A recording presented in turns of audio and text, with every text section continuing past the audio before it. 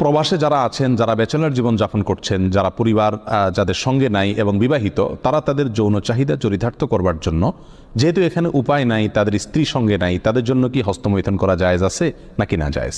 কোরআনে কারিমে আল্লাহ সুবহানাহু ওয়া তাআলা বলেছেন, ওয়াল্লাযীনা হুম লিফুরুজিহিম হাফিজুন ইল্লা আলা আজওয়াজিহিম আও মা মালাকাত আইমানুহুম ফাইন্নাহুম গায়রু মালুমিন ওয়া ফামান ইবতাগা ওয়ারাআ যালিক ফাউলাইকা হুমুল আদুন। তিনটি আয়াত আল্লাহ তাআলা বলেছেন, কৃতদাসী এবং নিজের স্ত্রী, এই দুই শ্রেণী ছাড়া, এই দুটি ক্ষেত্র ছাড়া অন্য কোনো জায়গা যাদের লজ্জাস্থানকে তারা ব্যবহার করে না, সেই সমস্ত লোকেরা সফল মুমিন, তারা সার্থক মুমিন।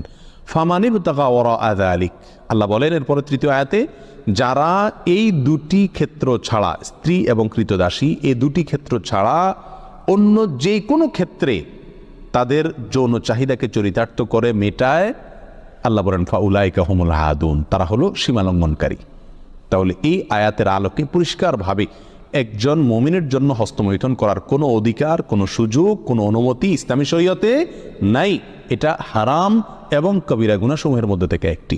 যারা প্রবাসে আছেন, এমন কোনো দেশে যদি থাকেন যেই দেশে তিনি তার যৌন চাহিদা না মেটালে নিশ্চিতভাবে গুনাহে লিপ্ত হয়ে যাবেন, জেনায় লিপ্ত হবেন, কারণ সেখানে জেনার অবাধ সুযোগ রয়েছে, এরকম যদি পরিস্থিতি হয়, তাহলে নিজেকে রক্ষা করবার জন্য, অর্থাৎ বড় অপরাধ থেকে অপেক্ষাকৃত কম বড় অপরাধ যেটা, সেটাই তিনি লিপ্ত হতে পারেন, অর্থাৎ হস্তমৈথুন করতে পারেন।